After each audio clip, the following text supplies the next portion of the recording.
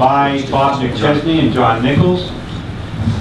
We distributed their biographies earlier today, earlier in the week. I don't want to spend a lot of time repeating what many of you already know, but I do want to say a few words about them, their work, so you have some sense of why they're here and what they're likely to be talking about. Bob McChesney and John Nichols are truly public intellectuals in the sense that they're eager to talk beyond academics and policy elite to a larger public audience. I see a couple of members of that larger public audience here. There are two books, the two books they're going to be talking about here, as well as the book that many of us are reading in a class this quarter on American journalism, offer a radical critique of American democracy. And that's radical with a capital R and democracy with a small d. Let me explain what I mean by that, by radical democratic critique. It's radical in the sense that they want to get at the root of matters. They want to get at the bottom of things. It's not a polemic so much as it is a sustained and systematic critique of American democracy. One of the two books that they'll be talking about today, Dollarocracy, deals with the influence of money on American politics. The other, Digital Disconnect, deals with the dubious future of public communication, not only in the United States, but around the world. They are deeply committed to democratic ideals. By democratic ideals, I mean the importance of popular sovereignty and public participation. They've written many books together. Bob has been on the faculty of the University of Illinois for a while. Before that, at the University of Wisconsin-Madison. John is a reporter in what used to be the bastion of liberalism, Madison, Wisconsin. He's also a writer for The Nation, and still is, I hope. They've written several books together. They co-founded Free Press, which issued, some of you saw this, an interesting report earlier this week on the importance of defining journalism as a practice rather than journalists as practitioners. A very provocative and interesting discussion about the future of the American press. We're delighted they're able to join us today. I just wanted to say a word about what their work over the years has in common, the thread that ties their work together, and then turn it over to them.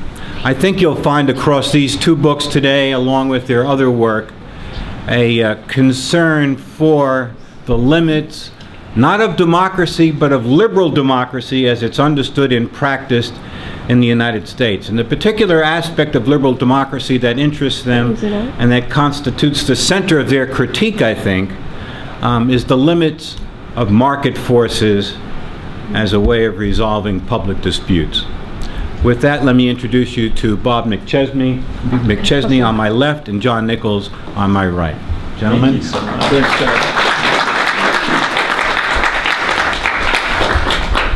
I'm going to open up, and thank you so much for that strikingly on-target introduction.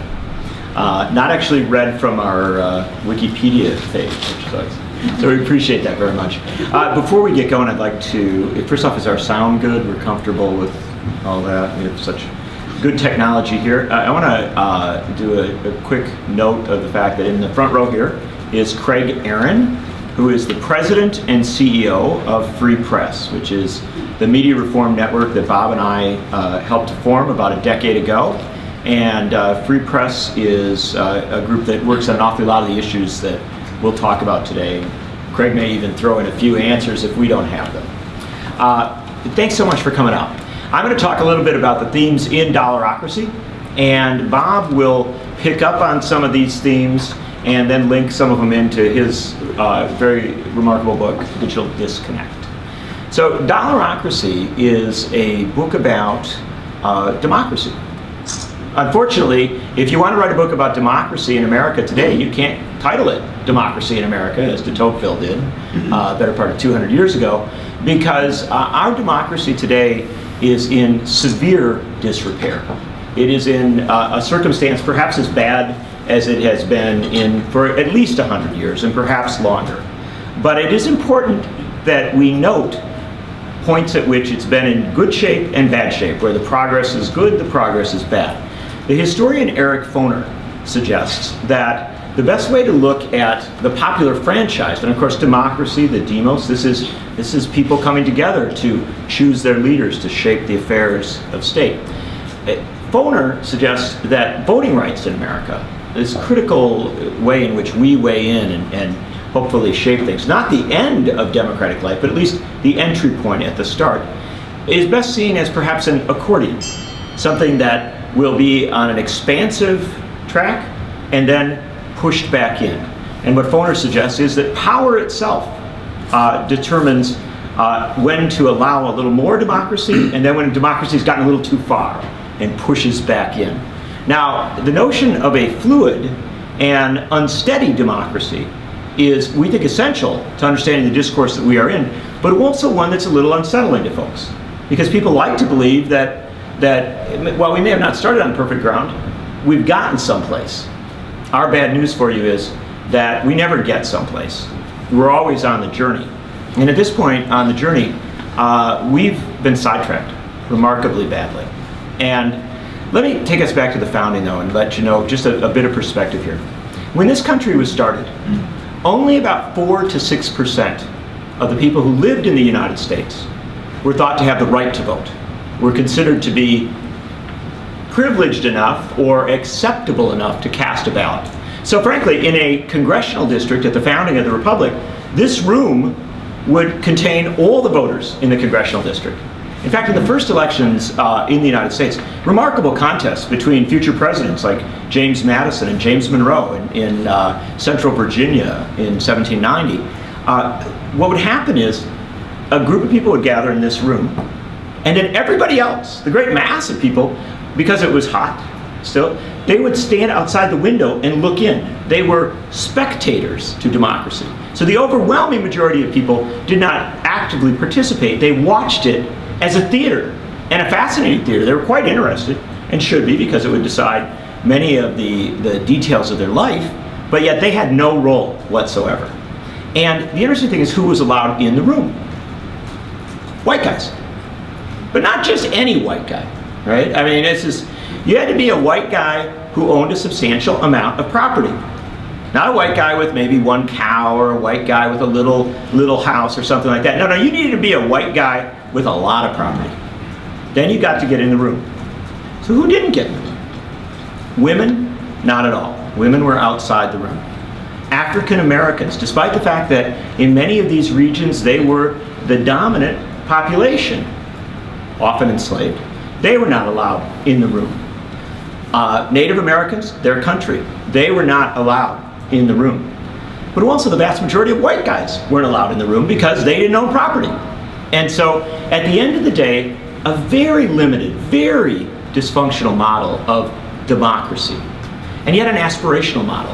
At the very founding of the country, people understood that democracy ought to be broader than what they were creating. This is a critical thing to understand about history. There's always good guys and bad guys. There's even sometimes good women and bad women. And so when we look back through our history, we see people who were arguing, saying, look, this is not a good model. Tom Paine was exceptionally uncomfortable with the limits on suffrage, and Tom Paine was the person who called this country into being. Interestingly enough, when Tom Paine went to vote in the 1804 presidential election, he was turned away from the polling place. The guy who wrote Common Sense, the guy who, in many, many ways, defined out the promise of the American experiment, was not allowed to vote. And he wrote, one of his last essays was on being turned away from the polling place. And so, understand that even some of our founders were not allowed to participate in the shaping of the Republic, and they were not happy with this. But the interesting thing is that the most ingenious thing they put in our Constitution was not, all these structures of government, many of which make no mention of elections or popular suffrage. The most interesting thing is they put the ability to amend the Constitution. This ideal that you could make the thing better as you went along. And that, in fact, is what happened for most of the history of the United States. We talk a lot about the Civil War. It's a critical moment, critical transition moment in the history of this country. But what we sometimes lose sight of is the fact that the payout of the Civil War, the aftermath of the Civil War, what it succeeded in doing, was not saving the Union, as is so often said. Yes, the Union remained in place, although I think people who look at the United States today might wonder whether we really did keep a Union in place, or whether we have actually very radically different regions that don't always cooperate very well with one another. But what the Civil War paid off in was a series of constitutional amendments. And those constitutional amendments that came after the Civil War said that African American men could vote. Also said that we had an equal protection under the law, concepts that became central to the expansion of the franchise. Now, in the aftermath of the Civil War in southern states, African Americans didn't just vote. They were elected to statewide offices, to Congress, to the United States Senate. And then, as Remember Foner says, the franchise expands, the franchise contracts. Segregation, Jim Crow, denial of the franchise, even though that was the guarantee that came out of the Civil War. In this period of struggle, in this period of uncertainty, women stepped up in a profound way and said, we too want the franchise. And they got it in 1920. And the franchise is taught so horribly, so minimally in this country, that many people don't put the one and one together to get two of what the franchise means. If women had not gotten the vote in 1920, Mitt Romney would be the president of the United States today. Because men voted for Mitt Romney. No, I mean, take a look at exit polls. Take a look at the data coming off elections, and you start to see the real meaning of the franchise. Because when they have those demographic breakouts, and you say, well, this is how women voted, this is how people of color voted, each of these franchise advances was transformative to the country. Real meaning to it. And again, that's why power sometimes wants to constrain rather than expand.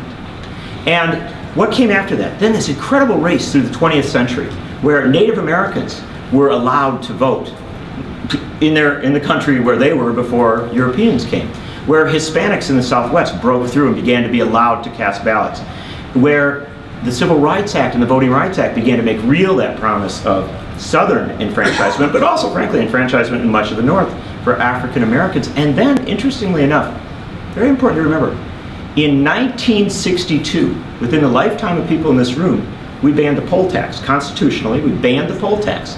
That was the point at which that wealth barrier that we talked about at the front went down. Not 1862, 1962.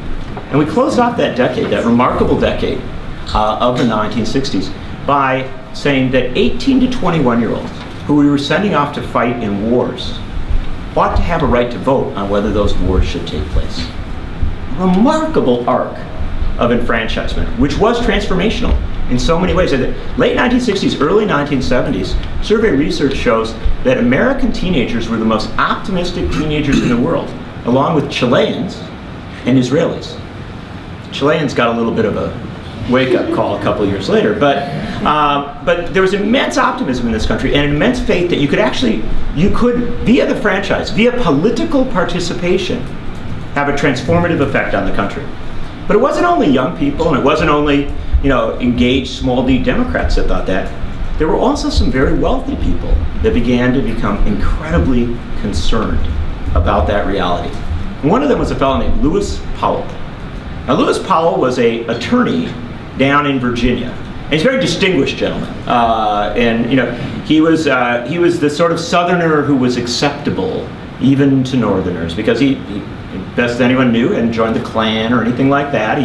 He actually was relatively sympathetic to desegregation and not a terrible guy on a lot of measures.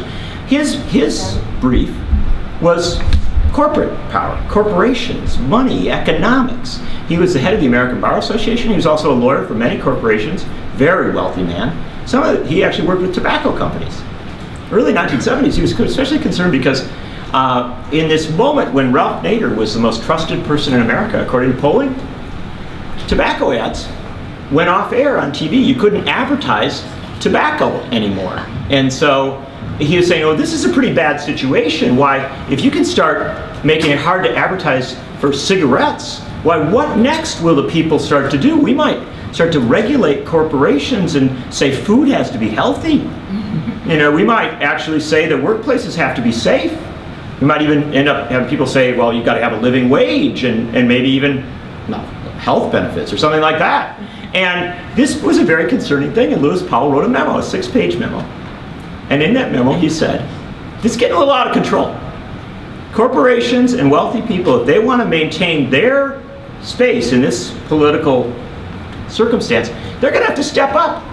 We're saying, no more of this out at the country club playing golf. You need to get in the game, brother. You got to move your lobbying shop out of New York City. Move them down to Washington, D.C. Get down. And you know what the interesting thing is? That memo was hugely popular. They took the advice. They started lobbying, started to move to Washington. It was no longer flying in to meet with a congressman. Now you live there. And you know what else they figured out? And Paul was a genius on this. So you know who was really good for lobbying members of Congress? Former members of Congress. And so suddenly, you know, back in the 1960s, former members of Congress, they went, you know, if they were really lucky, maybe they got a teaching gig at Stanford, right? But they didn't make the big money. No, former members of Congress had to, sometimes they even had to go back to their home districts. I knew a guy, I'm a native Wisconsinite. He was a building trades guy. He was an electrician. He served one term in Congress. He came back and he'd show up at your house to like fix the wiring. And this was a reality. That's actually what you call democracy. You elect one of you up and they go up, maybe they get beat, they come back and they fix your plumbing. And that was, but now, no more. Now they all become, overwhelmingly, and they get not a decent job of maybe, you know, 50, 75, 80,000 a year. No, they make $1 million a year as lobbyists. Huge expansion of lobbying. But at the same time, that wasn't where Powell stopped. Powell also said, you know, we're going to have to step up and shape the agenda itself. We got to get ideas into the mix. And so we have to start think tanks like, I don't know, Heritage Foundation. And we have to start getting involved at the state level. Things like the American Legislative Exchange Council, which writes model legislation across the states. You know, and the most important thing we got to do? We got to start to take our money and make sure we can use it in their politics. And so we got to watch out. There's this thing called campaign finance reform coming on. Ixnay on that. That is trouble. Campaign finance reform tells us we can't spend what we want to spend. And of course, in the early 1970s, Watergate, everything, we were passing remarkable laws at the state and national level. So this memo goes everywhere. Corporate CEOs, they love it. They're literally, a friend of ours, Jeff Clement, went into Powell's papers and into the U.S. Chamber of Commerce papers and saw, like, CEOs just, can I get a piece of that? Can you send me off a sealed copy of that Powell memo? This was sexy stuff. This is like, wow, power. And it went all over. It was nobody else, no citizens knew about it. Jack Anderson, the great investigative reporter, exposed it several years later. But as this was going all around, nobody knew that Lewis Powell had done this memo. Except maybe Richard Nixon.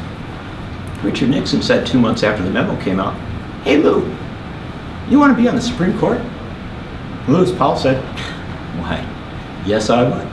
And he was pointing to the United States Supreme Court, Senate, that he's a distinguished Southern gentleman. We like him. He looks like a good guy. We put him on the court. One guy voted against him, Fred Harris, senator. He just had dirt on his boots, populist senator from Oklahoma. Fred Harris said, they asked him why he didn't vote for Lewis Powell. He said, you know, when I look at that guy, I just don't think he's going to stand up for the working man.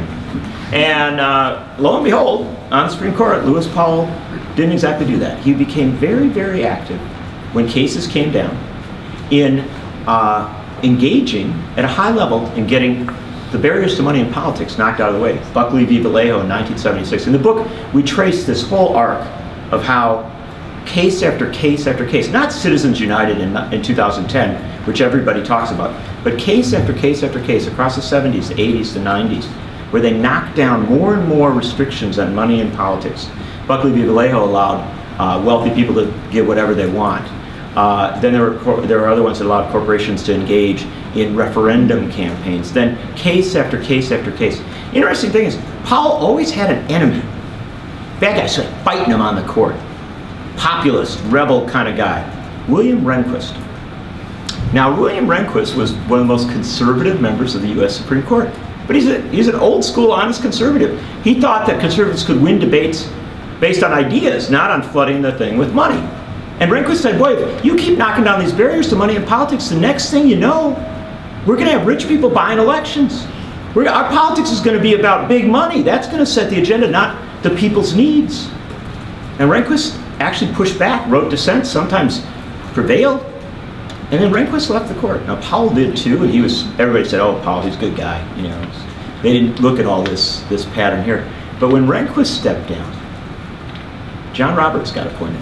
And John Roberts was a Powell man. And when the Citizens United case, this is a critical campaign finance case, a lot of corporate money potentially to flow into politics. When it came up, John Roberts said, I want you lawyers to re-argue the case because I don't like, you're arguing too narrowly. Give us a chance to really open the floodgates to money. So the briefs were rewritten, they were brought in, and in 2010, the spigots opened. They said, well, it's it, man. Corporations can spend what they want. And that's the point at which Bob and I decided to write a book. We said, this is something big. We know what's happening here is huge and transformational. So we're going to take 3 years and look at how we elect a president in America today. And not just a president, how we do the whole of our election process.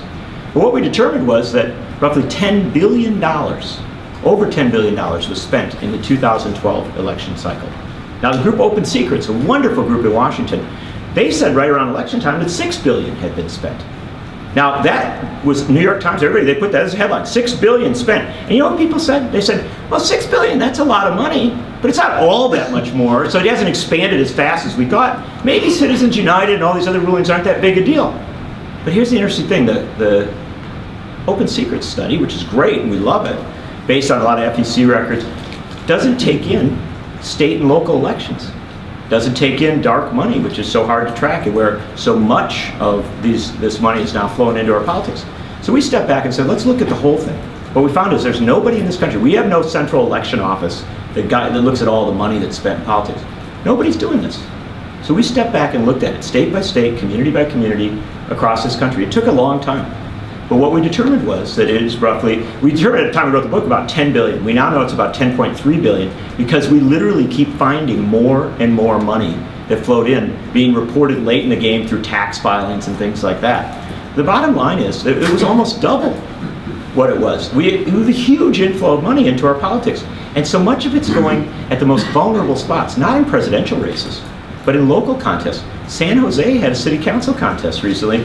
Key questions for developers and that. Hundreds of thousands of dollars spent to pick a city council seat that used to be decided with a few $1,000s. California, in your initiatives last year, spent $550 million. $550 million to tell moms that they don't want to know whether the food they're feeding their children was genetically modified. And so the fact of the matter is money's flowing in all over the place at levels that it's almost unimaginable. And it is definitional. Now people say, well, Obama beat Romney, so the little people beat the big people. No, Obama had raised, and his supporters raised roughly 1.2 billion, Romney roughly 1.3 billion. Big money beat big money at the top. But when you begin to move down that ladder, what you see is big money beats little money a lot. And it redefines states that we cannot imagine. The state of, fascinatingly enough, in the state of Michigan, where the UAW was founded, they had a referendum on whether to enshrine collective bargaining rights. It lost. How does the home of the UAW vote against the right of unions to bargain? Well, the answer to that is huge amounts of money, massive amounts of money flowed into that campaign by people like Shelley Adelson. You've heard a lot about him. He's the guy who spent $200 million, most of it on the presidential. Everybody said Shelley Adelson was a loser. Maybe he lost at the presidential level, but he didn't lose when he flowed that money into Michigan. He did very, very well. So we look at all this stuff, and in the book we ask, what does this go to buy? By and large, what it goes to buy is ads, TV ads. Our journalism, and Bob will talk a lot about this in a moment, journalism has stood down. We have less journalism now than we have had at any time in a defined way in American history. More access to information on the web, no doubt about it. But people actually going out and doing the job stood down. This huge void opens up. We detail in the book how local TV newscasts actually shaved minutes off their newscast to fit more ads around them. And we figure in the range of $6 billion was spent on TV ads last year. And these ads are definitional in our politics. This brings us to the conclusion of some of my remarks here, but these ads are definitional in our politics because they're overwhelmingly negative. We looked at Senate races where 95% of the ads were negative. And I know we talk a lot in this country about voter suppression, about voter ID laws and limits on when people can vote and how they can register, all this stuff. Negative TV ads are the ultimate voter suppression because they tell you that when you've decided to vote for a candidate and you say, well, I'm a conservative. I don't like abortion rights. I don't like gay rights. I have chosen a candidate to vote for who is aligned with my ideology. Then a massive inflow of negative ads say that that person's a crook and a horrible person. Now, do you as that conservative say, well, then I'm going to go vote for the liberal, pro-choice, pro-gay rights woman? No. What you say is, it's just, I'm not going to go vote. Same thing, and it happens disproportionately. The lower income people are, the less access to multiple media that people have, the more effective negative ads become, because they effectively tell you, in this limited access to information, battered with thousands of ads, you say, oh, this is just horrible. I step away. It's not a stupid choice. It's actually, you've been fed this information, it's bad information, but you act upon it. And we end up having a skewed politics in this country, where last year, that big election, everybody accepted as a big election, 52 to 53% of the voting age population in America cast ballots. Roughly 47% did not. A voting age population in the US didn't even bother to vote. In state and local elections, it goes down into the 30s, even into the 20s. Massively low turnout. The rest of the world's not like that. The rest of the world, Germany had an election recently, 72% turnout, even though they said it was the dullest election in the history of Germany. And they re-elected everybody. It was just, it pretty much stayed the same. Norway had an election recently, 82% turnout. There are countries around the world that get up to 90% turnout. And the interesting thing about it is, as we look at the Economist magazine's studies of democracy and healthy democratic systems, fascinating thing is, as you look around the world, the countries that rank as the most democratic and have these very high turnouts, they do an interesting thing. They ban campaign ads. They don't allow them. Norway says, well, that's propaganda. Why would you, at the critical point where people are choosing their leaders, why would you have them just throw, all these wild claims and unsubstantiated things at you? No, you can't do that. No, I mean, they have party election broadcasts which go through, and they can be very strong and very thoughtful things. But the fact of the matter is that they run their elections. Bob and I did the math. In Germany, in their recent election, they spent 1/32 what we do on elections. 32-to-1 ratio on spending on their election versus us. We spend the 32, they spend the 1. And yet, they get higher turnout. They have a much more engaged democracy. All these negative ads, money flowing into politics, undermines rather than strengthens democracy. And it's being undermined very radically at this point. So we come to you today to say, we need to make big changes. The changes we propose are indeed radical, as was suggested. We think we should do what's been done throughout the history of the United States. And that is, when you get into a bad situation, when it's not working, amend the Constitution. And we fully favor amending the Constitution of the United States to say, money is not speech, corporations are not people, and citizens have a right to organize a politics in which the vote matters more than the dollar. We also believe that the Constitution of the United States should be amended to say that the right to vote is so important in this country. It's not in the Constitution now. We think you should have a right to vote and a right to have that vote counted. And the thing is, I know people may think that that's some sort of impossibility. It's been done throughout our history, and it's being done right now. If we had a media in this country that actually covered politics in a serious way, that didn't just cover what Ted Cruz is doing in Washington, right? If we had a media that was serious, everybody would know that 16 American states have already formally petitioned Congress for a constitutional amendment to overturn the Citizens United ruling and to get big money out of politics. They would know that more than 500 communities have done so across this country. That Democrats and Republicans have stepped up to do this. When Maine voted on this, 30 Republican legislators joined the Democrats in saying we've got to get this money out. In the United States Congress, recently Walter Jones, one of the most conservative Republican members of the House, joined with Keith Ellison, one of the most liberal Democratic members of the House, and others to say we need a constitutional amendment to change this thing. It's going to be a great big fight. Huge fight. Sounds coming from all around. It's going to be a great big fight. It's going to be a huge fight. But the fact of the matter is, it's a small d democratic, traditional American fight. And we're going to have to do it if we're serious about repairing what the damage that's being done at this point to our democracy and to Bob's microphone. Yeah. And so we come to you to put some very big ideas on your agenda. But we also come to you to say that as you think about that, particularly as journalism students and communication students and others, we know people from many other disciplines, you need to think about the role that journalism and media plays in this whole discourse. And on that note, I will introduce my co-writer and the person who I think has done more than anybody else to define how Americans who are serious about democracy think about media, Bob McChesney. All right, thank you, John.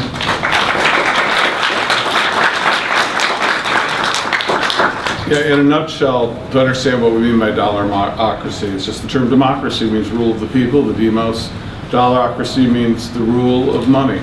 Those with lots of dollars have lots of power and lots of votes. Those with no dollars have no power and no votes.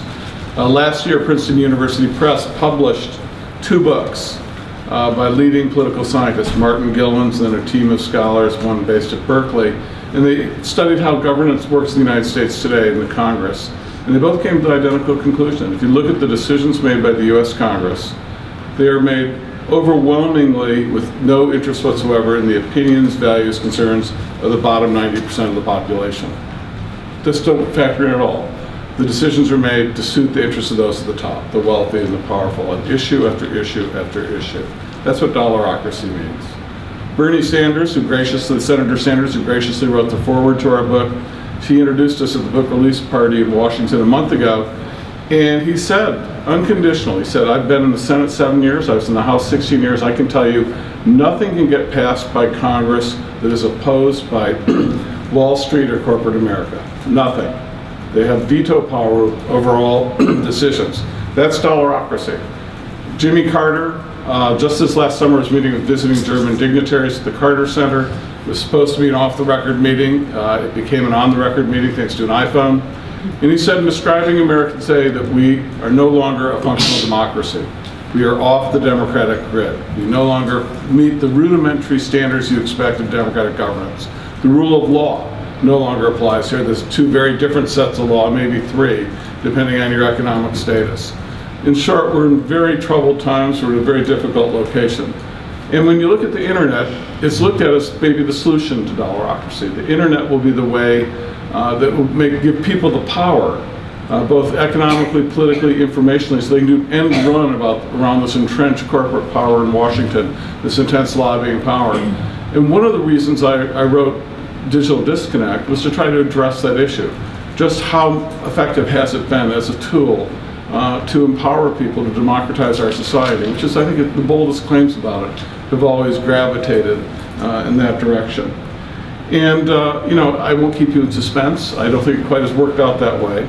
Lord help us if it has. I'd hate to think of where we'd be today if the internet has had fantastic effect on our democracy, because I couldn't imagine how much it could be significantly worse if it hadn't existed. The point about the internet, too, is it's also a function of dollarocracy. And I think one of the myths I try to puncture in Digital Disconnect is that the internet had a natural trajectory that sort of is a life of its own. It's a magical technology that humans we were just there to use, but we had no control over how it was created, shaped, or developed. Or if anything, it was a natural free market technology that was sort of this cocktail of technology and entrepreneurial ingenuity combined produced this magic kingdom. In fact, the internet is very much, should be understood as a product of dollarocracy. It's a product of corrupt policy making. There's nothing natural about the way the internet looks today, the way it will look in the future. It's all about what we as a society have done at the policy making level to create the structures, rules, institutions, and regulations. You might remember back in 2000, some of the old timers in the room, when Al Gore was running for president against George W. Bush. That George W. Bush and Fox News and Sean Hannity and Limbaugh were all having a field day ridiculing Al Gore for allegedly saying he invented the internet. That was like, you know, Al Gore thinks he invented the internet. What a knucklehead. How could anyone in government ever be connected with something as brilliant as the internet? That clearly came from an entrepreneurial genius.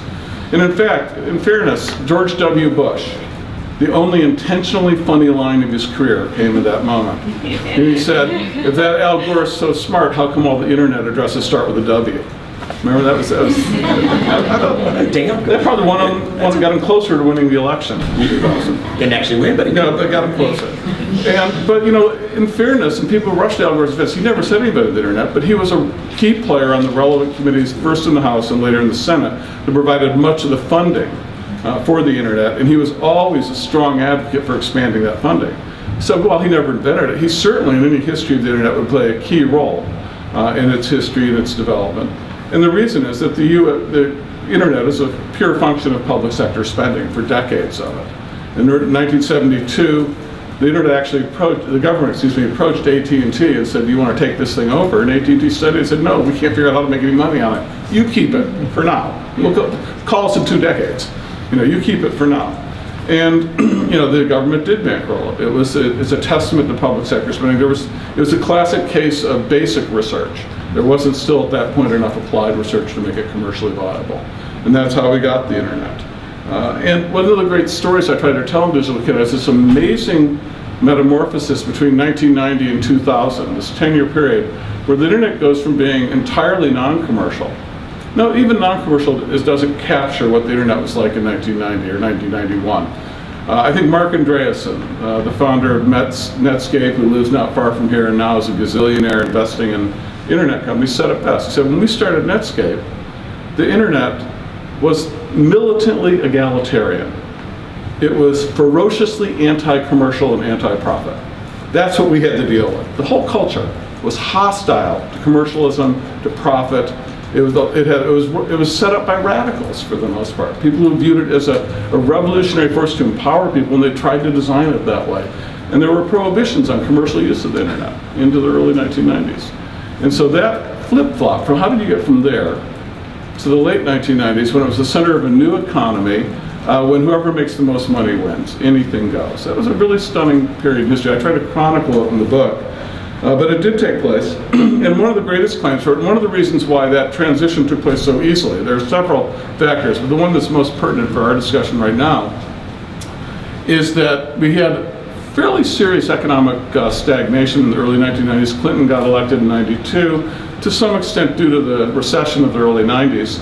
And by the mid to late 1990s, the economy was recovering, and we actually had probably 5 strongest years of economic growth between 1995 and 99 that we'd had since the 60s, or certainly the 70s. And it was striking. We had near full employment, incomes were going up, poverty was coming down. It seemed like the glory days were back. And most people attributed that to the new economy, associated with the boom in investment in the internet and digital technologies, which sort of said, well, who could oppose this? Like, it's giving us a great economy. No time for questions about whether this is a really rational way to organize it. Regrettably, though, the promise of the new economy hasn't really panned out since then, subsequently. Certainly the internet, as I'll talk about in a second, has become the center of capitalism, modern capitalism. That's undeniable. But it has not generated the sort of economic growth and stimulus that other great technological innovations have in economic history, compared to, say, to the automobile, or the railroad, or the steam engine. Each of those technologies, which were also equally defining technologies for generation of capitalism, for the generation or two of the economy, generated massive ancillary industries. I mean, you look at the automobile industry. I'm from Cleveland, Ohio. You had, and John worked in Toledo, if you looked at, when I was growing up in the 1960s, you had Detroit, you had Toledo where the glass industry was, you had Cleveland with machine tools, you had Gary with steel, Pittsburgh with steel. You had this enormous battery of cities all connected to the automobile industry with this huge, well-paid, unionized, working class, very high standard of living. And this was all due to the automobile. And then there are all sorts of other industries, construction, highways, insurance, that came with this too. But this sustained economic growth gave us great economic growth. The internet, despite the promises of the new economy, has failed to do that so far, and there's little indication yet it will ever generate the sort of employment we associate with the other technological revolutions that have been at the center of capitalism. This is a really crucial issue for everyone in this room, especially young people, because now, as Paul Krugman puts it, we're in the 6th year of the Second Depression. And there's nothing in the range of debate sanctified by dollarocracy in Washington that's going to change our unemployment rate or the standard of living for working class people in this country one iota, either party. What's being debated now? At best, you'll have a slightly marginal improvement or much worse. That's sort of the range of debate. Not significantly better. No one's talking about anything that gets us to 4% unemployment, gets working class living standards or living wages for the bottom third of the population close to what they were 30 years ago, let alone better than they could be. So the new economy hasn't taken off yet, but the internet's still at the center of it. That's one of the great issues to be considered. There were 2 other great claims about the internet that I go at in the book. Well, there's more than 2, but 2 I'll talk about now. In the 1990s, Bill Gates wrote a book, Business at the Speed of Thought, I think it was called. I think it was ghostwritten, but at any rate, he authored it. And the claim was that because of the internet, everyone would have access to so much information, it would blast open markets, it would reduce prices sharply, it would make it easy for new entrepreneurs to challenge existing businesses, and would create a new degree of competitive capitalism in the economic sense, with multiple players and constant turnover in personnel, new companies forming constantly, that we would have lower prices, higher output in a golden age of competitive capitalism. Best of all, because it was the internet, it would be ecologically friendly. You wouldn't have to worry about the environmental damage associated with old industry. And one of the ironies of history is that now we can see that the internet is the greatest generator of monopoly known to our species. We've never seen any phenomenon that's been such a monopoly-obsessed area. If you look at the internet, everywhere it turns, it produces monopoly. The mid-sized firm is non-existent. You basically have King Kong, Godzilla, and a bunch of midgets. Or little people, I don't know whatever the correct term is. Small ones. You have no mid-sized companies. They don't survive. It's simply giants and people who are about to go out of business or get bought by giants. That's the internet economy. If you look at the internet today, who are the dominant firms? Google, Apple, Amazon, Microsoft, up and down the list, eBay, Facebook, Twitter. They are all, in their core areas, most of them have equal to or greater market power than John D. Rockefeller had at the peak of Standard Oil in the late 19th century. He only had 82% at his peak. These guys blow him right out of the water in most of their core markets. And it's not that they're especially more brilliant capitalists than the guy who started McDonald's hamburgers or Ace Muffler. It's just that the internet very much lends itself to monopoly power. It's just the nature of network economics in particular lends itself to monopoly markets. If you're Facebook and you want to do social media, you can go to Facebook with 1 billion other people, or you can go to MySpace with 11 other people. Well, everyone goes to Facebook, and it's impossible to start a second social media. That's, in the nutshell, that's internet economics. This poses a lot of problems. It poses a lot of problems for us. For one thing, at one time the internet was quite fluid and companies were coming and going. It's only recently that it's crystallized and solidified. And now we're at a point where the companies have latched in, they've found ways to make money, and they've been able to lock in their market power to such a way that we're not going to see a lot of new ones come. Just yesterday, the three of us met with someone high up at Wikipedia, who I will keep anonymous because I don't think it was meant to be an on-the-record conversation. But this person said to us, Wikipedia was a fluke. We couldn't start it now. We could only start at this one brief moment where all the stars were in alignment to make it possible. It would be impossible to start something like Wikipedia today. If we did try to start it, it'd have to be commercial, it would be taken over by one of the giants. Impossible to do anything like it again today. There will never be another Wikipedia. Because what she was getting at was that we've had a crystallization now. These firms are here for the duration. They're gigantic, they're monopolies.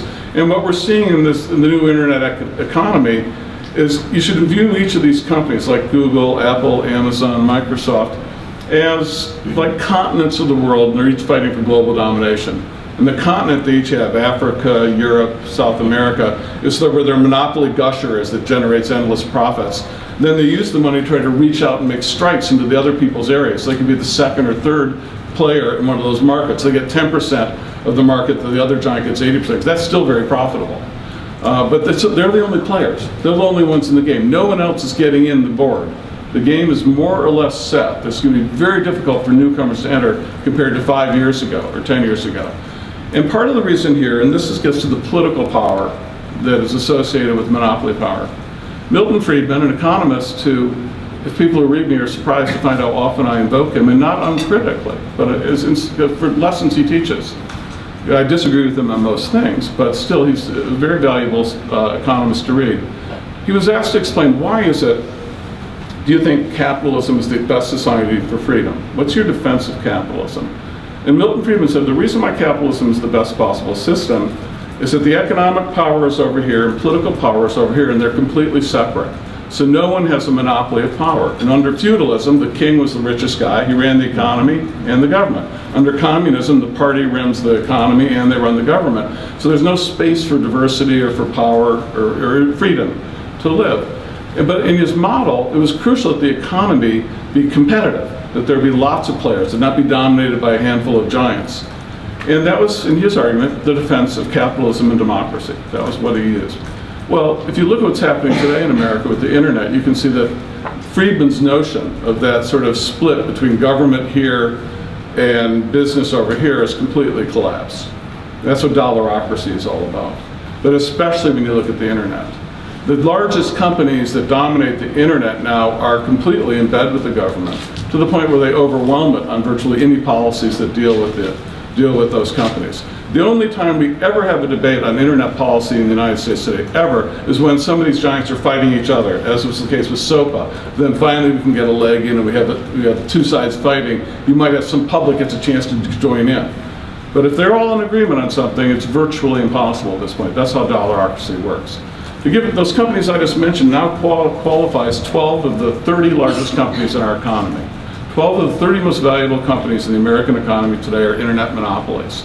Internet monopolies. Some of them are actually government created, like Comcast, AT&T, and Verizon simply exist because they've won government licenses, monopoly licenses, and they basically own the regulators, so they don't have to worry about any threat.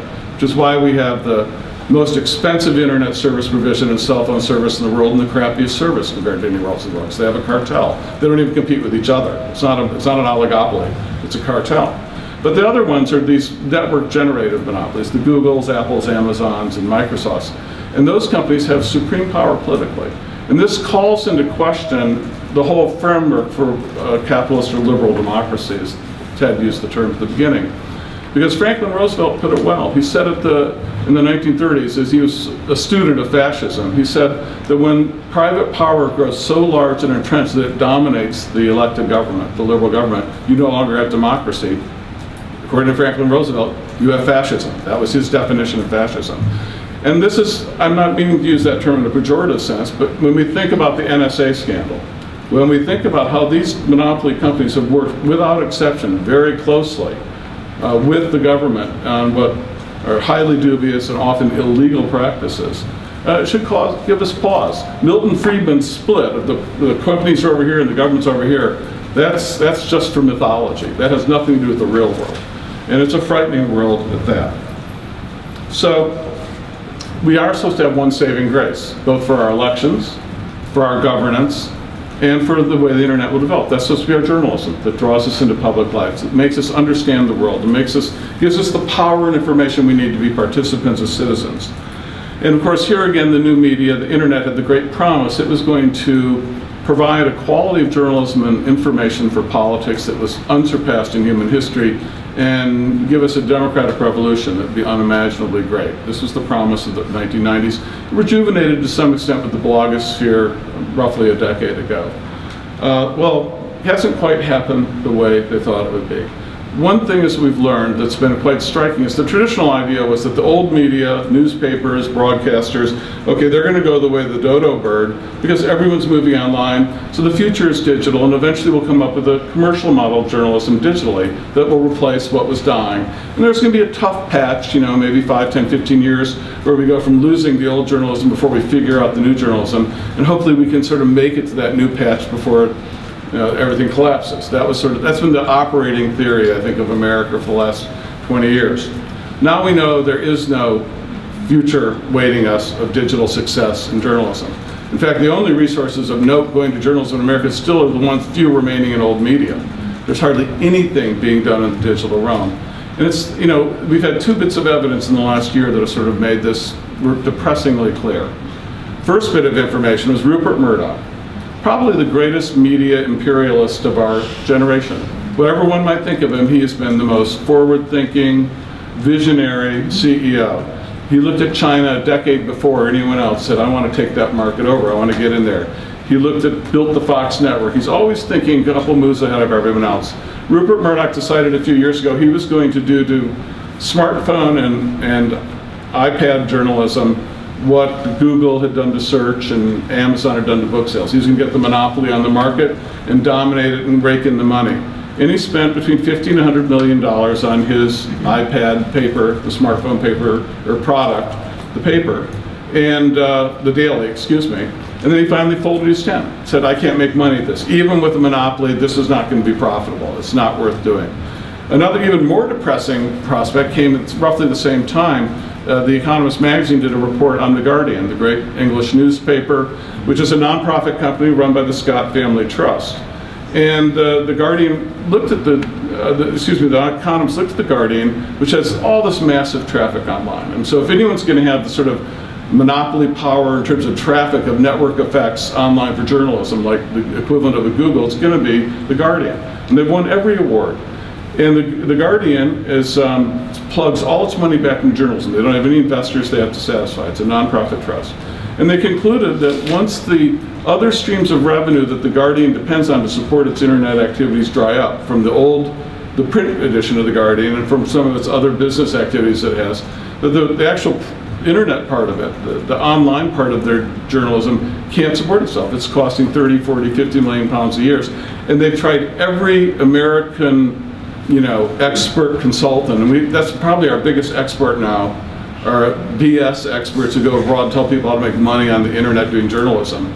He said, we tried them all. And they've all failed. And they said, it just can't be done. Well, we actually interviewed some of the editors, and they said, somebody new comes every 6 months. And so it can't be done. And the reason for this isn't that these people are dumb and the old media capitalists are smart. It's that advertising is radically transformed online. We've gone to an era, and the NSA scandal now makes clear how it works.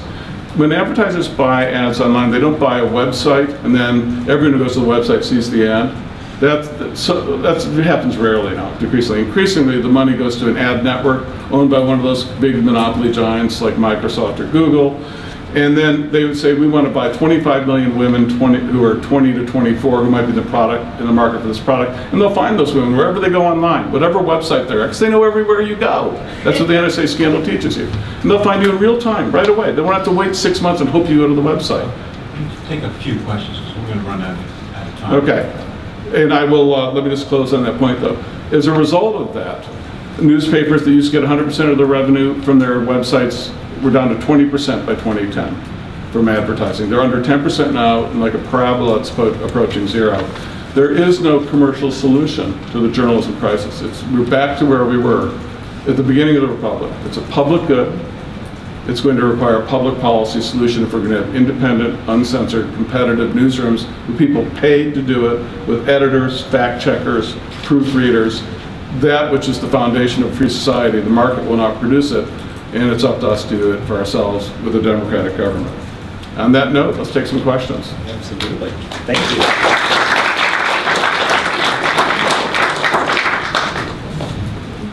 Talk about monopolies, and especially some of the coordination between government and these internet monopolies. Would you go as far as to say that these are government-granted monopolies, especially when you start to think about some of the legislation that justifies PRISM? So in particular, there's a law from 1976 which indicates some of the standard wiretapping laws actually don't they actually don't apply to third-party sources. I believe there was a documentary that just came out called Terms of Service. Mm-hmm. And just talking about I came in a little bit, but in that documentary they talked about this, and so it seems like almost collusion actually. So just didn't mean to read your question. Well, I'll just quickly repeat because I don't want to go too much on this. I mean, this gets to the point I was making earlier, which is it's a marriage between the largest firms. It's quite clear in the government. It's not an antagonistic relationship at all. And the marriage works in such a way that the government has no incentive to diminish monopoly power. And I go in the book at length on that, but I think in the interest of time, we better move on to other issues or other questions. So, hi, my name is Morgan. It seems like the policy solutions that you're proposing, both in terms of amending the Constitution and then in terms of having public funding for journalism, both are antithetical to the overarching problem that you identified in your talk, John, about money in politics simply. So I'm wondering if you can maybe tease out a little bit how you think those policy solutions are more than just nice ideas that we can all agree on, but that could actually be implemented given the initial problem that you identified. Of money in politics. Exactly. Yeah. It feels kind of like we're in a catch-22. Well, we are in a catch-22, of course, and we always are. We've never been outside of it. And The fact of the matter is, it's never been easy to fix anything. We've gone across the country. We've been fascinating thing. All sorts of different settings, and elite universities and the basements of union halls and churches. And we rarely find people who say, well, your description of the crisis is wrong. We rarely find people who say that your proposals to fix it are bad ideas. What we find is everybody says, well, it's impossible. You just can't do it. It's impossible to fix things. And what we're struck by with that is that, frankly, that's actually an optimistic place to be. Because if we've actually got a sense of the problem and a sense of what to do, it's how to then begin to fill the space. And what I will tell you is that one of the biggest crises today is, as I said, a media that does not cover the grassroots movements that are already in play and the energy that is already out there.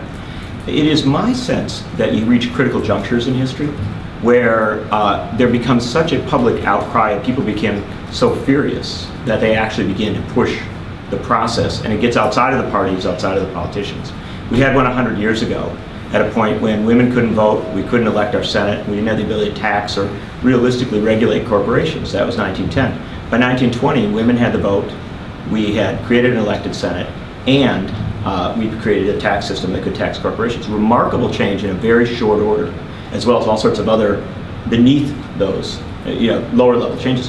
What's important to understand about that is the barriers then were just as high as they are now. And the biggest problem that I see now is a from the top imposed cynicism about what we can do as citizens. I think it's incredibly powerful, and that's one of the reasons we go out and talk to folks. I'll just close off on one thing, because Powell will say something about the media component of it. But this is really critical. We were at a very prominent university. We were talking about all these things, and I mentioned women's suffrage, and some guy, but really sincere, I think very liberal, very decent guy, I'm sure, goes and says, yeah, but what you're talking about, getting money out of politics, says, that's hard stuff. Like, that's very different from getting women to vote. That was easy. And the guy was being very sincere, but what I'm telling you is, we tell ourselves these changes of the past came easily. They didn't. People starved themselves. They chained themselves to the White House. There were arrests. There was violence. And I don't want violence, and I prefer not arrest, and I prefer no starvation. But what I will tell you is that the struggle for democracy has always been a real struggle. And those 16 states that have already acted, the 500 communities that have already acted, they are part of a process that is moving faster than any other constitutional reform movement I've seen at least in my adult lifetime. I think there's real things happening out there. Unfortunately, our media doesn't cover it. Let me just stop just for 1 second. It's 1:15. I know some of you have classes to go to, so we're going to take a 1-minute break, and Bob and John have agreed to stick around, so we'll continue the discussion, but we're just going to take a quick break for those of you who have to leave. Please. Yeah, I'll just finish since it looks like it's not a herd here. Let me answer the most important question. The point you raised there is the crucial one, really, about journalism, which is the concern Americans have about public funding for journalism. Because obviously, if the money isn't coming from commercial interests, which have their own strings attached, but they also have a certain independence from the state, and the state is the only place that can generate sufficient funds, won't that by definition compromise the integrity of your media such that you can't have a democratic press system or a democratic governing system? And this, I think, is a very common idea in the United States. It's not as common anywhere else. And it's only a common idea really in the last 100 years or so, in the dominant commercial era when advertising supported it. It was not a common idea earlier when the first century of American history, our newspapers were heavily supported by postal subsidies and printing subsidies from the government, which worked not to censor ideas, but actually to expand the range of ideas. And if I'd say there was one rule here that's crucial, if an undemocratic government subsidized media, yes, it will be propaganda. If Idi Amin or Pol Pot ramps up the budget for broadcasting, it's not going to expand diversity of viewpoints. It's a safe bet. Or Hitler or Stalin or any dictatorship or any authoritarian regime. But the rule is, the more democratic a country is, the more likely it is such public spending, like in the case of public education or anything else, will be subject to rule of law and structures and produce positive outcomes. And this is not a hypothetical issue. This is very much an empirical question. We can look at the practices of all other democratic nations and judge. And fortunately for us, lots of scholars and lots of groups have done exactly that. In our work, we go through some of this, and I'll just encapsulate it really quickly. The Economist magazine every year produces something called the Democracy Index, where they rank every country in the world and how democratic they are. And they use conventional political science criteria, how much freedom there is, who can vote, if you can start organizations, how much corruption there is. And if you look at the list, every year the top 5 or 10 countries have one thing in common. They're Norway, Germany, Denmark, Finland. They're the countries that spend the most per capita on public broadcasting. Every single one. The United States is way down the list. We're right now teetering to fall out of the Democratic camp, according to The Economist magazine. And the other thing you find, well, maybe these are state-run media where Norway's propagandizing their people to think they're happy and free. It's like, totalitarian. Yeah, Stepford Wives, Matrix thing going on. But you know, then the Freedom House, which is another group, an American group, which is again a very mainstream conventional group, ranks all the press systems of the world every year and how free and uncensored their press systems are. And you know what happens if you go down the list of the top 10 freest, most uncensored, most vibrant press systems of the world are? Exact same countries at the top of the Economist list.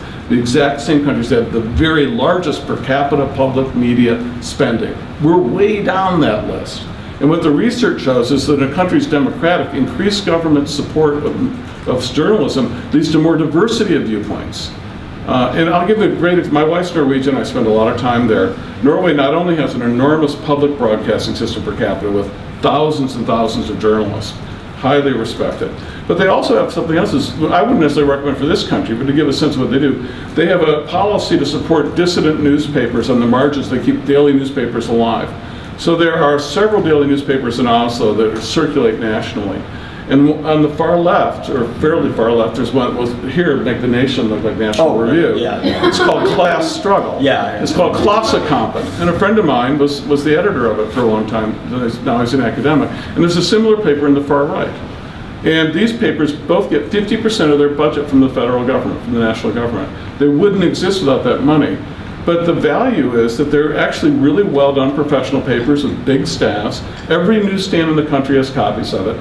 Klassekampen circulation, if you put it in America, it's percentage of the population that reads Klassekampen every day.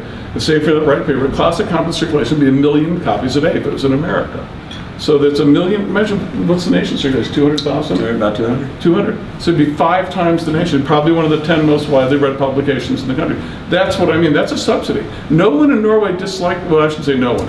As a rule until quite recently, those subsidies have been sacrosanct. Because everyone said, this is good, we have the whole, it doesn't favor one viewpoint. The conservatives get the same subsidy. It just means you have a much broader political culture, in addition to public broadcasting, which strikes a more neutral tone in terms of its journalism compared to the print media.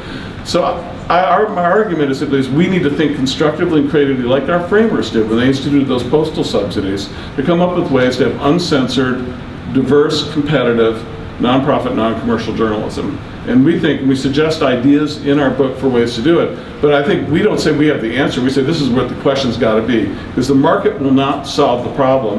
And we can see right now all those people online desperately trying to monetize things, twisting themselves into pretzels so they get enough money to eat dinner. That brings back the worst excesses. This is why we had professional journalism in the first place, to limit commercial influence over journalism. That's it. We'll take her and we'll come over to you. Yeah. Okay. She's got the camera, so respect the media. So given that 47% of the public isn't voting, what are ways do you think we can engage the public to care about media policy? It's really hard.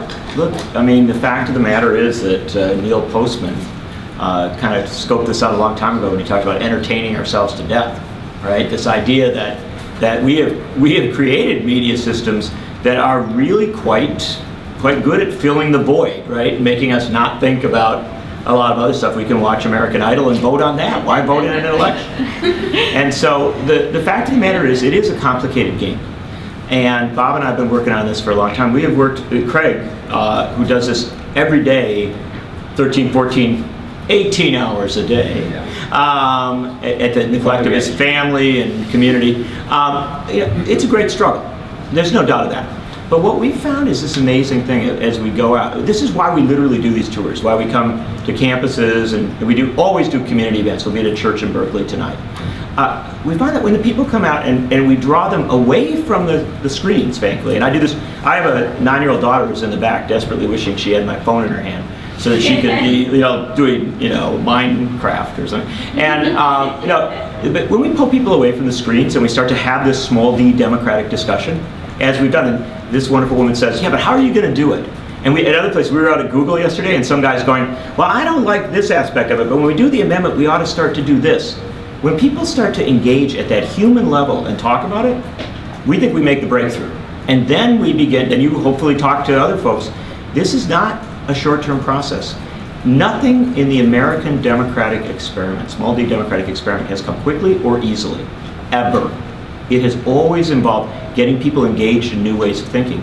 What we argue is, and Bob I think does it so well in Digital Disconnect, is that the easy promises we hold out to ourselves are just, they simply don't deliver. The bottom line is it's the same as it has ever been. And that is that we've got to start gathering groups of people together and hopefully building it out and talking about real reform. What Craig has found at Free Press is there's a lot of people out there. We have national conferences where 4,000 and 5,000 people come. Hundreds of thousands of people are on the mailing list for Free Press. And members of Congress now come and say, well, what do you think about this? How do we do it? I wish it was every member of Congress, but we believe it's real and it's happening. It's just a long process. That's fair, sir. Hi. I wonder if you could compare and contrast your position with that of Larry Lessig, who's been writing and speaking about similar issues for the last couple of years. Yeah. Have you talked to him? Yeah, Larry's a friend. He's a friend and an ally.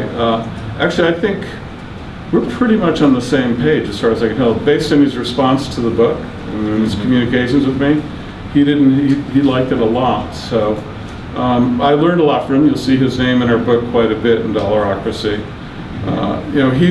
You all know Larry's story. He began basically concerned with the internet, writing several books. Yeah, at Stanford Law, and concerned with internet and internet policy, concerns with both the law and how protocol and code would affect the internet and shape it. But I think what happened to him is something that's happened to a lot of activists. It happened to the guy who did Gasland, for example. Once you get into an issue, and then you go to Washington to see how policies are made, you see the corruption of the process, you see dollarocracy in action. Then you say, uh-oh, until we fix the system of regulation and governance, until we get that fixed, this issue can't be dealt with. And so Larry made that shift about 6 years ago, saying the #1 issue we have to deal with is corruption in our society. And our Dollarocracy is basically a way to define that and discuss it. His work in Republic Lost, which is his most recent book on the subject, is very influential on me. I think, we've had difference in emphasis. He's a lawyer. I'm a historian and political economist. I probably put it in broader terms and put it in more economic terms. But in terms of policies, solutions, where we're going, I think we're on the same page. We're blood brothers. Can I give you one quick thing on Larry, and then we'll take this guy's question. Larry, I covered him a lot when he thought about running for Congress. There's an open seat. He's thinking of maybe running for Congress in this region. And Larry got mugged by the media and money election complex, the thing that we write about. He said, I'm a smart guy. I know people. I'm willing to work hard. I think I'm going to run for Congress because that's how the American system works. As he waded into that thing, and he saw the reality of how this all works, and he was a smart guy, he recognized the incredible barriers that exist, and that was a pivot point for him, where he began to get passionate about structural reform. This is the point we're trying to make. You dig into this thing, you cannot come away and say, boy, that thing works, because it doesn't. Yeah, John, let's have like this. This is such an important. We have friends. John and I actually like politicians. We love politics. We're electoral junkies. Political geeks. Yeah, and we actually, despite what we said, we know lots of members of Congress. They're mostly backbenchers. They're not at the front, but we know members, and some are very good friends. And when we see the life they go through now, where you're spending really even an off year right now, a member of Congress is spending 20, 30, 40 hours a week raising money.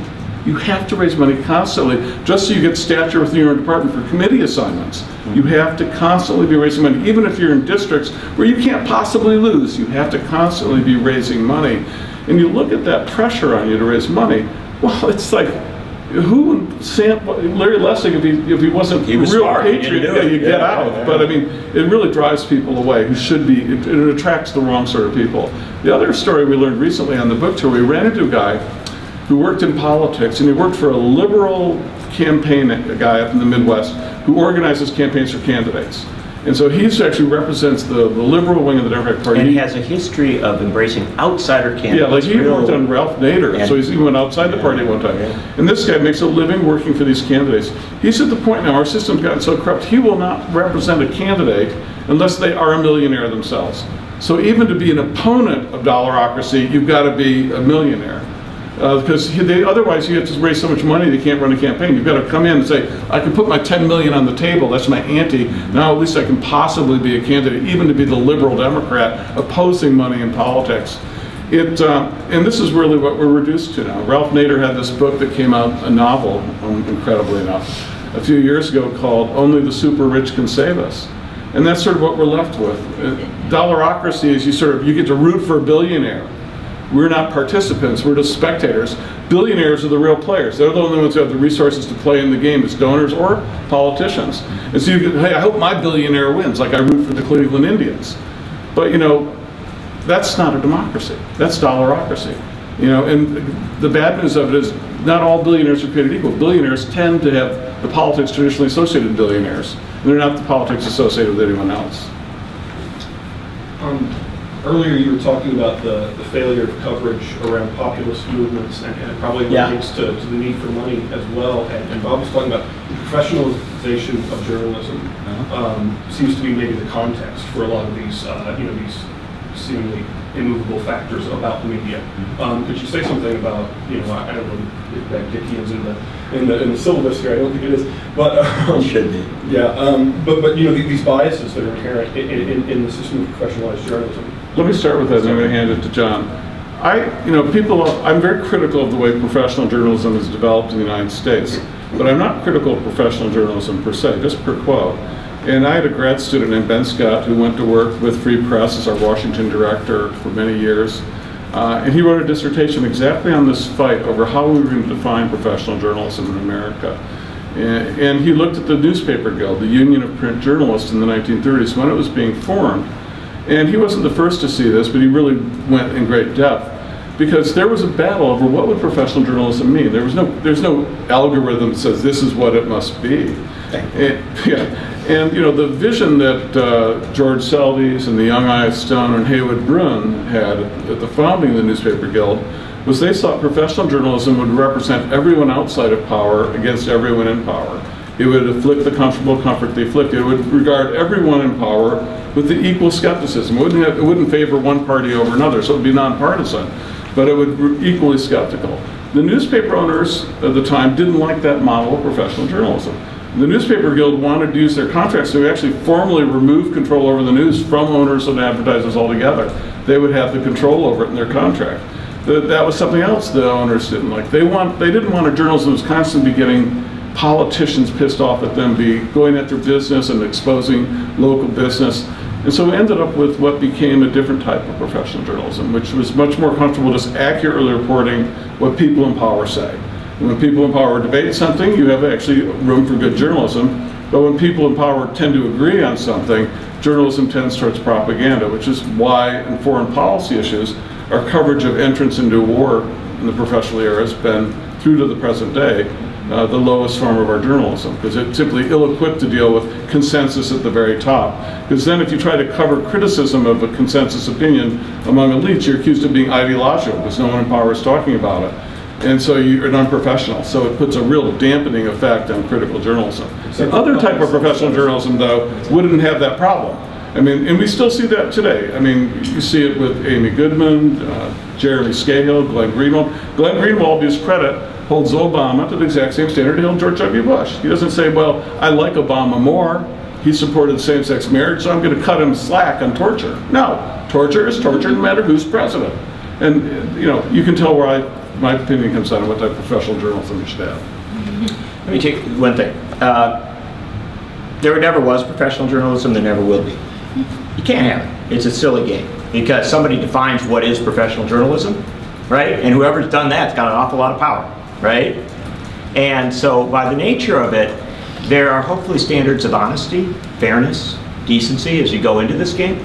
But we have to be very, very careful about it. I have always bristled at this notion. I've been in journalism since I was 11 years old. I started writing for my weekly newspaper at 11.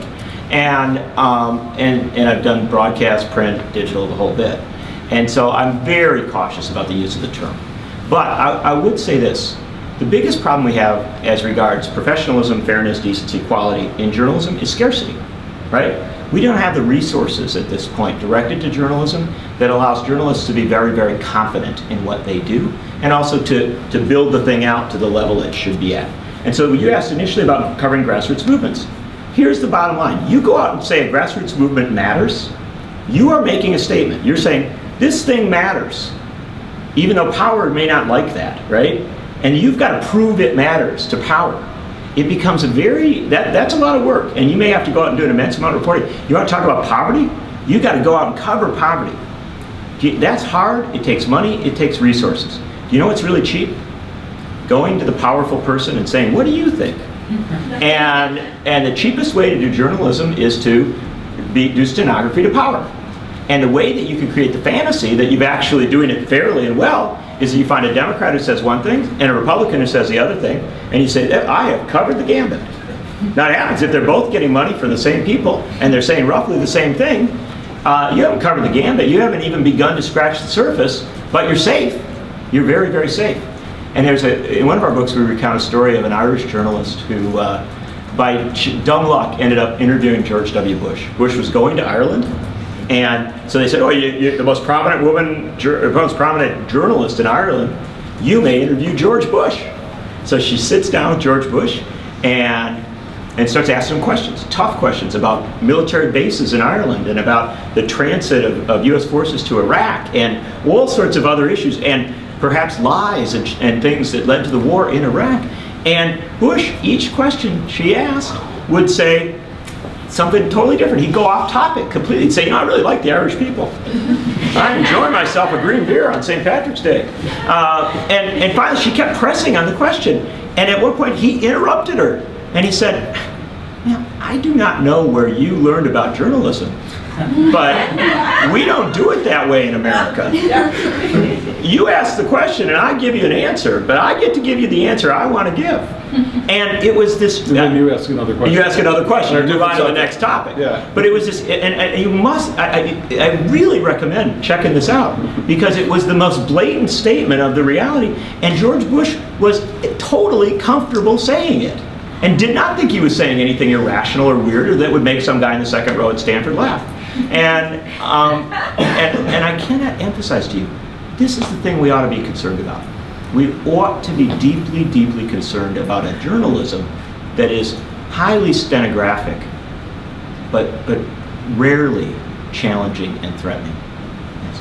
I'm really interested by what you said, that there is no promised land in the digital. There's no money to be made, and I feel like there's a lot of news organizations, especially like independent organizations or smaller news organizations that work for one Latino public radio network, that are still trying to get to that promised land. You know, they're like, oh no, we have to invest in a website and go on Twitter, and as if that's gonna save you in some way. You know, is there a concerted effort? Maybe this is what Free Press is about, to bring all these news organizations that are still on this train of trying to get to some, digital survival, when you think like the real issue is like getting more public funds to journalism?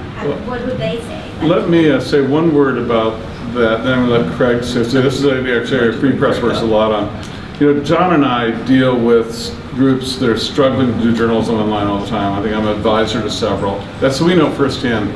It's just heartbreaking to see people who want to do great journalism so desperate to get enough food to eat or a roof over their head, and to see that they're desperately begging for money, twisting to pretzels to get ads at their commercial shops.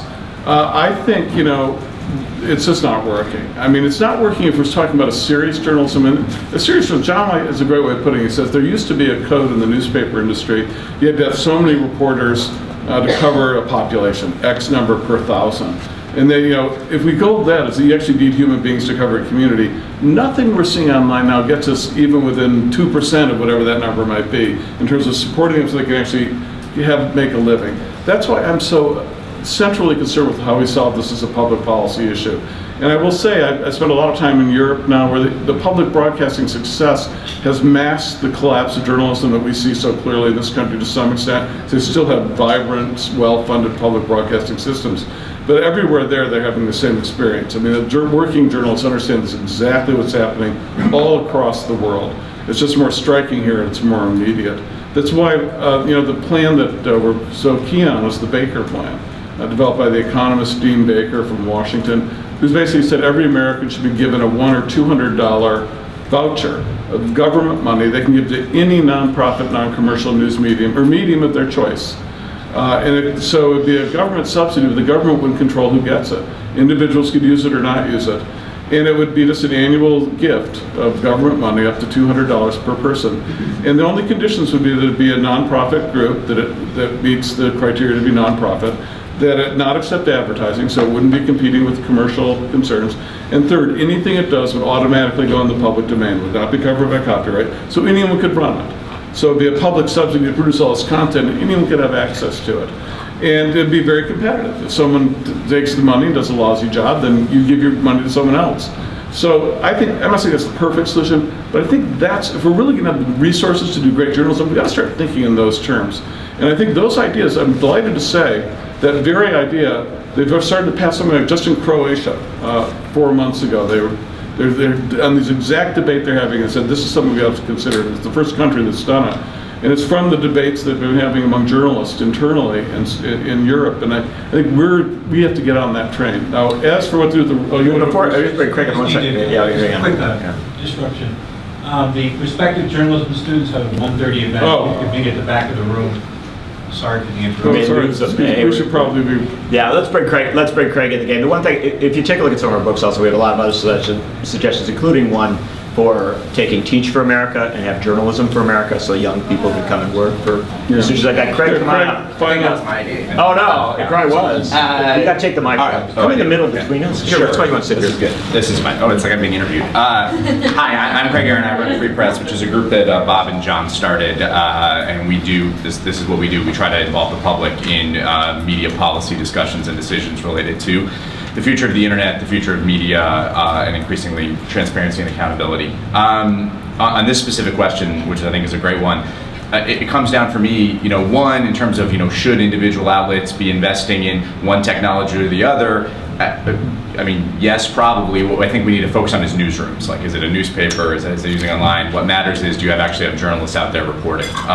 And it really is a political challenge. I mean, the money is out there. We're just spending it on other things. We're spending it on fighter jets. We're spending it on tax breaks. We're, spending it on muffins for really expensive government meetings. And there's a lot of things you could do with the money that's already out there.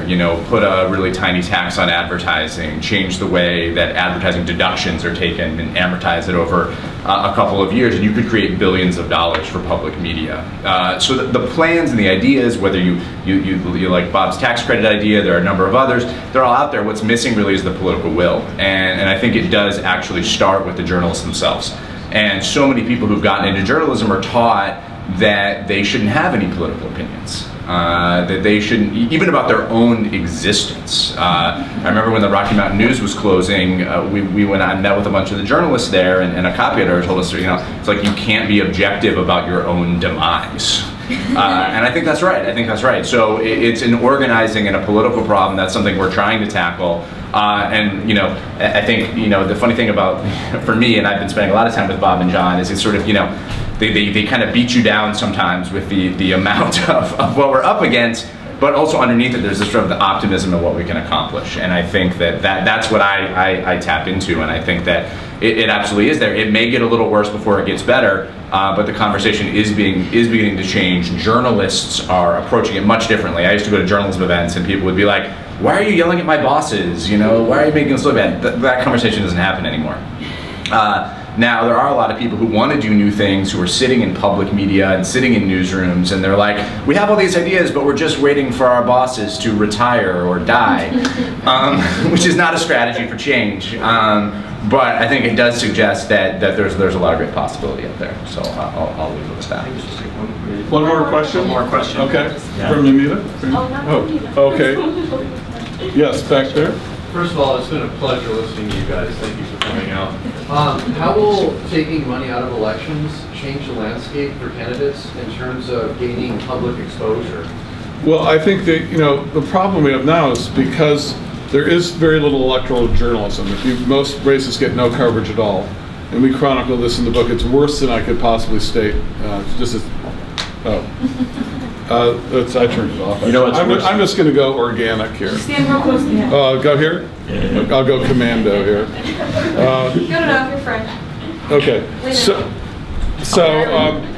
That it elevates the power of money, because TV ads and whatever you can buy is the information people get. So you say if you take that away, there won't be anything left. All we really had the information were those ads. And so what would a candidate do? Well, I think that's why we say it's a money and media election complex. The part of taking the money out of politics and stripping that away is also increasing the information, the real information people can have to use to make sense of it. So, you know, they go hand in hand. You don't just get rid of, although just getting rid of the money and having nothing else will still be better than the money. The money is a negative force on our politics. It's a pollutant. And just to add to what John said, I mean, these literally political advertising, TV ads are illegal in most democracies. That's why they spend so little on campaigns. I mean, you can't run a candidate TV ad in Germany, Norway, Sweden, Britain. They're considered to elections what germ warfare is considered to traditional military battles. This is not a joke. It's sort of a joke. It's sort of a joke. It's all right. You may laugh. But I mean, Appreciate the phrasing. It's a joke. Yeah. So I think that's why we have to have news coming through. But the other point too is that it gets to the point we talked about. Candidates spend so much time either spending their own money or raising money. Even if they have money, they're raising money. That the sort of people we have don't really have time to do what you want your politicians to do, which is to talk to people, actually read stuff, engage in debates, learn. The stuff you want people in public office to do, they don't have time to do it. They really don't. So until we get that money out and that money pressure out, it's going to be awfully hard to have very good politicians, and it's going to be very hard to attract the sort of people who actually want to be politicians into politics. I'll give you one final note here. In this rip-roaring new book, Dollarocracy, which makes a fine holiday gift, we actually set out to answer your question, because it's a question of, can you have a politics without the slathering of money, right? Just like flowing the money in. And one of the cruelest lies that is pushed out there is a notion, actually started by the brilliant Newt Gingrich, of course, was that we don't have enough money in politics. If we just got more in, we'd have more democracy. That has been completely disproven. Money flowing in doesn't make elections higher turnout. We actually see evidence of a lower turnout. But we looked around the world because we said, well, what do you do if you don't have a lot of money in politics? How do you have elections? And we found an interesting thing. In Japan, their elections take 11 days. They declare an election, it's 11 to 12 day process. Candidates you don't do TV, you're required to campaign at the local level, and there's incredible restrictions even on what you can do. You are forced to talk to people. And weirdly enough, in an 11, 12, 15 day process, people get excited about it because they, oh wow, I'm not going to be battered into boredom and hatred and disgust. You know, this is a quick moment, we're going to talk. In Ireland, it's a 21-day process. You declare election. In England, it's a little bit more. But the fact of the matter is most countries around the world have very low-cost elections, and they're short, and they are intense, and they're passionate, and there are street rallies and human beings connecting with other human beings, and they get dramatically higher turnout. And so I would love to do the experiment, as somebody who covers politics, of taking the money out and seeing whether, and I can't guarantee you this, whether we might just re-engage America democratically at all sorts of levels, not just the election level, but in the quality of our discourse. That's a discussion we ought to have, because when we're getting down at 52% of our voting age population voting, it's not very far to get down to 49, 48, 47, where we can't say anymore that our leaders are really representative of who we are. They're representative, we would argue, of a dollar rather than the votes. Thank you so much for coming. Thank you all very much.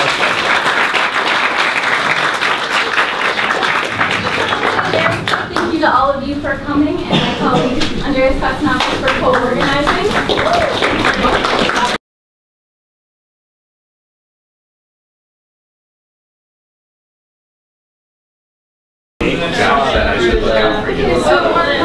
I turn it off. Is that okay? Okay.